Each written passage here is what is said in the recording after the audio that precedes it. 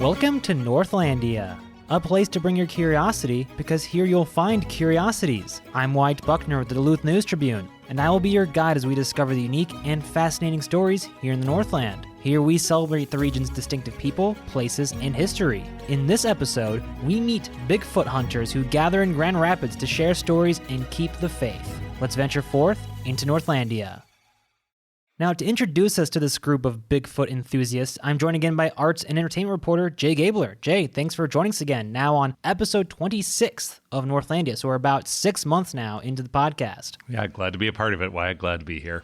And I don't know if the time just kind of worked out this way, but for this 6-month episode, we're now actually doing another throwback episode going back to the very first installment of the column, which came out on October 14th of 2022. So, Jay, first off, talking about how did you go about finding this story to introduce us to Northlandia last year? When we were having meetings talking about potential Northlandia topics, one topic that came up was some kind of vehicle that had been seen driving around Duluth with some kind of indications that it was hunting for, Bigfoot. Not that Duluth, a city, a smaller city, but nonetheless a city would be, necessarily the best spot to find Bigfoot, but people had seen this vehicle, and so we kind of went looking for that vehicle. I did not find the vehicle. You can let us know if you out there have seen this or know of this vehicle. We'd still love to hear more about it, but we couldn't find the vehicle at the time, but it did introduce me to the world of Minnesota Bigfoot hunters. And to clarify, when we say hunters, you mean they're looking for Bigfoot. They're not, in most cases, to my knowledge, actually trying to,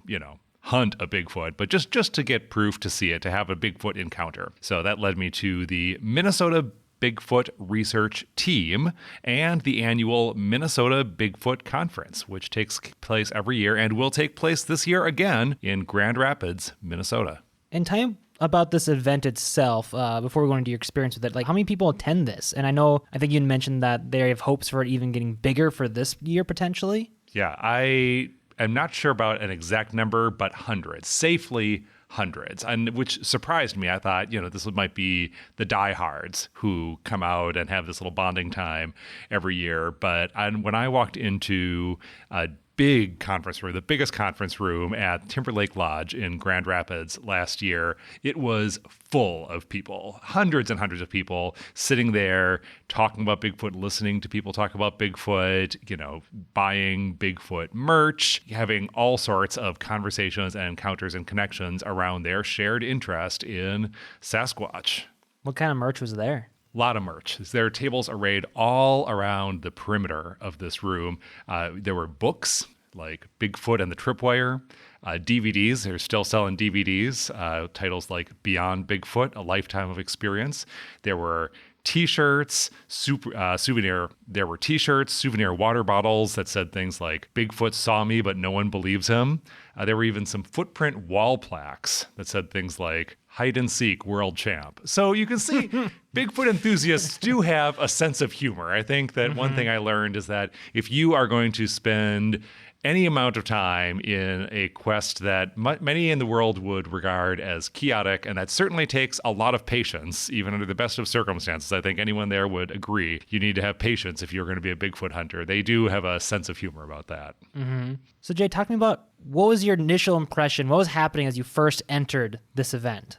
It was in full swing. My tip to you, if you are ever going to attend a Minnesota Bigfoot conference, don't be late because they start on time and people show up for it. So I thought it was like a wedding reception. It's like, okay, you show up 15 minutes, half hour late, and you're still in plenty of time. No. It was already in full swing. And the first thing that happened, and it's a day-long conference, and the first thing that happened is that people were taking the mic at a podium and sharing their stories of having witnessed or experienced Bigfoot. And it was sort of a, open mic situation where people were encouraged to step up and share what they had seen or experienced at any point in their life.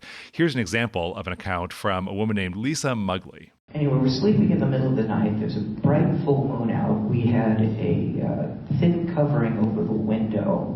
And the top of this window, we had it built up on logs, and the top of this window came up, or the bottom, I should say, the window came up to here on me. We saw a silhouette come into that window. The only thing I could describe it as is we saw a bust was Chewbacca. It was not a bear. And we were terrified that the thing was going to figure out that the window in front of its head and shoulders was nothing more than 22 mil plastic and reach in. Man, I mean, whether or not it's actually Bigfoot, that's still, that'd be a slightly terrifying experience, regardless of what she actually saw. Yeah, I mean, people are definitely, sincerely recounting experiences that they have had.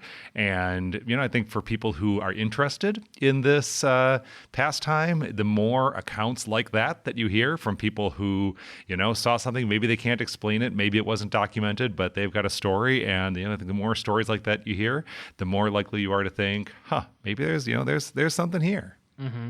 What's interesting is, I've talked about this in depth leading into the podcast here. It's kind of the same similar vein as the ghost stories from the Two Harbors restaurant, where the existence of ghosts, in this case Bigfoot, like that's up in the air. That's debated. Some people have their opinions, and that it does exist. Some people don't. Regardless, though, the stories and the belief exists. The people who believe this exist, and here they are at this event.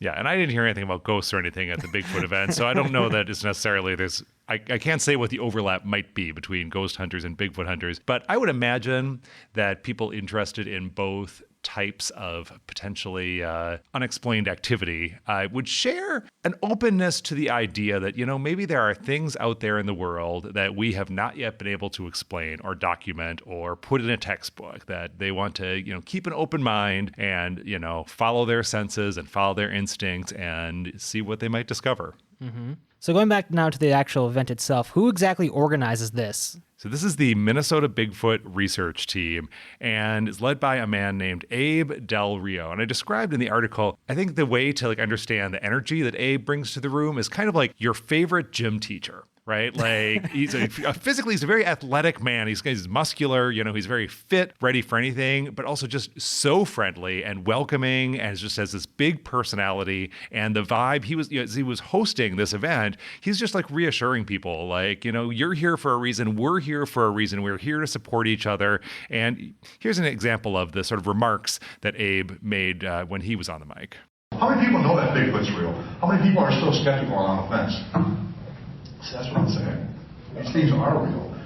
If it wasn't, we wouldn't be here talking about it today. We wouldn't be love charge. Penny wouldn't have any pictures or air, and I wouldn't be getting goosebumps. But they're definitely out there, guys. And it's not up to me to convince you guys. If you guys are looking for us to convince you, that's not going to happen, because we can shock you until we're blue in the face, but until you guys have something happen to yourself, then you guys are going to have your eyes open. And that's just the gist of it. Even though I've never seen one myself, my eyes have definitely been open, and they're going to be open because I want to see one. So aside from just ordinary Minnesotans sharing their stories, who are some of the speakers people came out to see? Yeah, so this came more towards the afternoon portion, where some of the big names, and they were big names in the Bigfoot world. I had not really processed the fact before showing up at this conference that this is a big enough event. They're flying people in. They're bringing national celebrities to this conference to speak to Minnesota Bigfoot enthusiasts. One of them was a man named Cliff Brockman, huge celebrity in the Bigfoot world. He runs the North American Bigfoot Center in the incredibly named town of Boring, Oregon.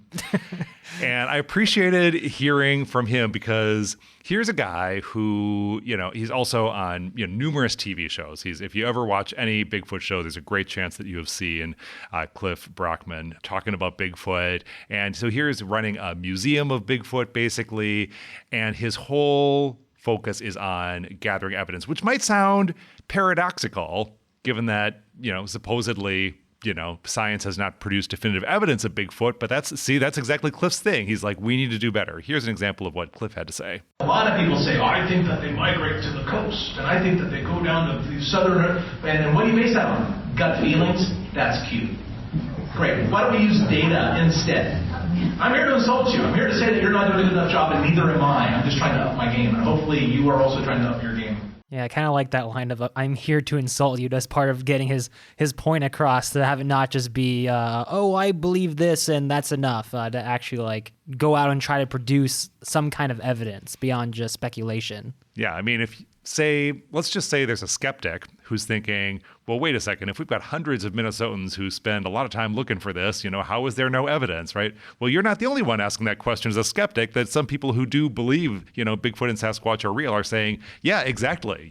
Come on, let's get this done, folks. This is on us, because the, mainstream scientific community is not going to be devoting a lot of resources to this question. Mm-hmm. And it's one of those things also where it's like, sure, yeah, there's no evidence to prove Bigfoot's existence, but technically, is there evidence to disprove that it doesn't exist?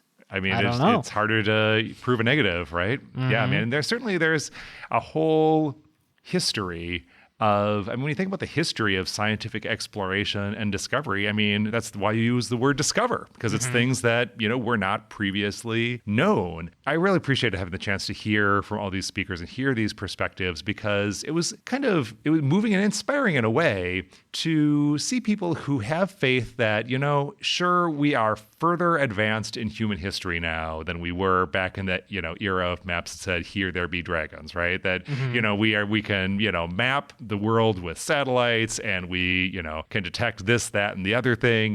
We have much more technology and everything. There's less uncertainty in the world about what, especially kind of, giant hominids might be out there. But people want to keep open the possibility of discovery, because if you don't keep that possibility open, well, then you might never discover anything. One of the people who spoke was another Bigfoot celebrity named Mariah Mayer. She also is, this whole world was new to me, but she's a big, big name, not just in the world of Bigfoot, but in the world of primate science generally. She has a reputation as the quote unquote female Indiana Jones. So you'll see she's done all sorts of TV appearances and written about her experiences, and is looked up to by many as a really adventurous scientist, explorer, and she is friends with the legendary Jane Goodall, the most famous primate scientist of all time. And one of the messages that Mariah Mayer brought to the Minnesota Bigfoot Conference is that, Jane Goodall herself wants to leave the door open to the possibility of Sasquatch being real. Here's the story in Mariah Mayer's own words. But even now I find myself feeling like a little girl when I talk to her. It's still like Jane Goodall, and she's amazing. But one of the things that I did was I reached out to her and said, what are your thoughts on Bigfoot? And what is your honest thought of me participating in something like this? And that's when I discovered just how similar we were in so many ways. She wrote the foreword to my book, and she pointed out a lot of similarities, actually scary similarities. But it was the first time that I had someone like a Jane Goodall say, having an open mind is at the very core of science. And it really was a true reminder for me that is why I got into science. It was like this insatiable curiosity that I wanted to know more. I wanted to try and find answers to questions that still remained a mystery. And so for all the scientists who were criticizing this, I actually started to feel kind of sorry for them, because I felt like if at this point in your career you have lost that curiosity and that sense of wonder, then you're not going to really be doing a very good job. So Jay, while you're there, what stood out to you the most while you were there? Or was there anything that especially stood out beyond what we've already talked about? We've talked about the number of people who were there, and to some extent, I don't want to overstate this, but the diversity of life experience among people who become interested in Bigfoot.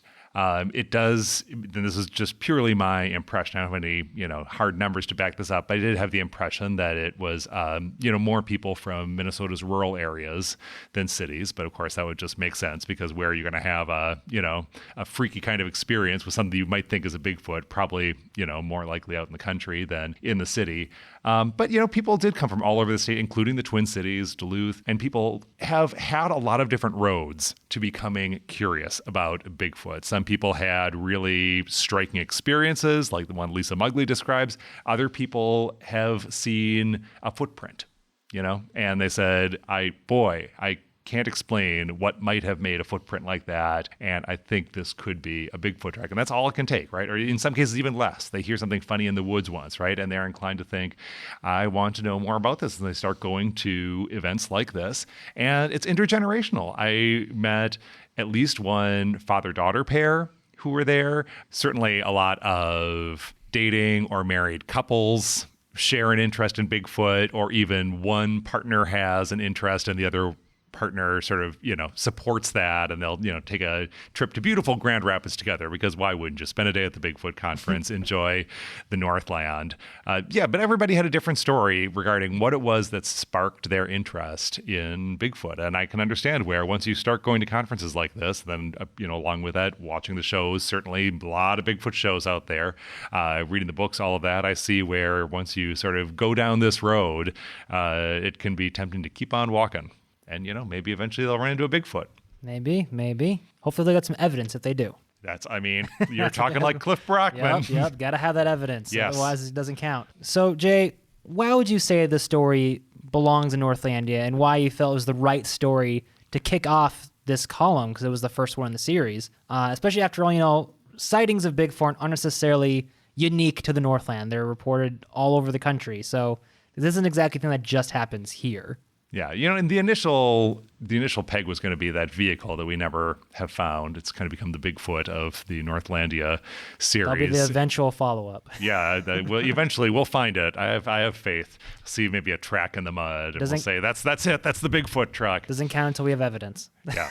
So that was the initial spark. Was like, okay, whoever has this truck, this is a distinctive Northland personality. But then once I found out this conference happens in Grand Rapids, it is a little further north than most of the Bigfoot activity that has been reported in Minnesota. A lot of people might know the town of Reamer, Minnesota, brands itself the Bigfoot capital of Minnesota, the home of Bigfoot. Reamer really plays up its connection to Bigfoot sightings, and that's a little bit south of our coverage area. You wouldn't call it necessarily in the Northland, but it's kind of up there. It's not far south of Grand Rapids, so they're kind of in that sort of northern central Minnesota region. And I talked to another Bigfoot celebrity, Russell Acord, who is on the show Expedition Bigfoot with Mariah Mayer. I wasn't able to pull the quote because the sound wasn't great. I could tell what he was saying, but I won't subject podcast listeners to trying to parse that out. But basically what he was saying was, this country is actually perfect for what, people who believe in Bigfoot believe a Sasquatch would want for its habitat. That you've got your water, you've got your resources, you've got access to human populations, in case you wanted to, and this Russell Acord did not say this, but I'm just presuming raid a trash can or something, it's like that's there. But also, especially when you are thinking about you're going out more sort of in central North Minnesota, including the Northland, you've got swamp areas, you are getting into the less densely populated areas of the state and, really of continental North America. So, people do believe that I don't think that, let's just say, hypothetically, someday, definitive proof of Bigfoot is demonstrated, and it turns out that the place that they have been living has been right here in the Northland. I don't think that anyone who considers themselves a Bigfoot expert would be surprised that this would be a land where a Sasquatch would be spotted. But of course, part of the fun or interest for people who are interested in this is that it is a global phenomenon, and that people all around the world have their own hairy hominids that they've spotted. And so you can imagine, well, what's the global Bigfoot population like? But certainly there are hundreds of people who believe that the Northland is an excellent place to go Bigfoot hunting if you are so disposed. Mm-hmm. And I would say that the idea of Bigfoot and searching for Bigfoot, I feel like kind of fits at least somewhat into that theme of Northlandia, which is, curiosity. I do think that does fit extremely well at this conference here with these enthusiasts. Yeah, curiosity and keeping the faith is now that we've been doing this for so many months, this is kind of a theme that keeps coming up, is that, people in this region of the state, region of the country, seize onto a thing and they don't want to let it go. And, there's something kind of cool about that. And that, this is not an area that relinquishes its history easily, sometimes for better, sometimes for worse. Also, it's not an area that relinquishes its obsessions, whether that obsession be the search for Bigfoot, whether it be a collection of historical fairy tale dolls, whether that be, family candy recipes that have been made here for 120 years. These have all been topics of Northlandia episodes, and then there are, many, many more, whether your obsession be turning a truck into a boat, right? People love to, seize onto topics like this and say, no, we're going to make this happen, and we're going to keep making this happen because this is what we do here in the Northland. All right, Jay, you did a great job summing up the last 6 months of Northlandia and the column before that, and I think that's a good spot to wrap it up here. Thank you so much for joining us on this 26th episode. Yeah, thanks, Wyatt. And I want to say thank you to Abe and to the Minnesota Bigfoot research team for welcoming me at the conference and facilitating our reporting. And I think they would appreciate it if I let people know that there is going to be a 2023 Minnesota Bigfoot conference coming up in October in Grand Rapids. So you can find the Minnesota Bigfoot research team and the Minnesota Bigfoot conference on Facebook if this is something you're curious about. It will be right back there at Timberlake Lodge in Grand Rapids. All right, Jay, thank you. Thanks, Wyatt. And thank you for joining us on this venture into Northlandia. To read the article for this previous column and see photos by photographer Clint Austin, follow the link in the episode description. You can find all the episodes of Northlandia on Apple, Spotify, or wherever you get your podcasts. If you or someone you know has a unique story that you believe can have a place here in Northlandia, let us know by emailing northlandia@duluthnewstribune.news. Join us again next week and discover the extraordinary stories that you just might miss if you're not in the right place at the right time, ready to step off the beaten path with no rush to return, here in Northlandia.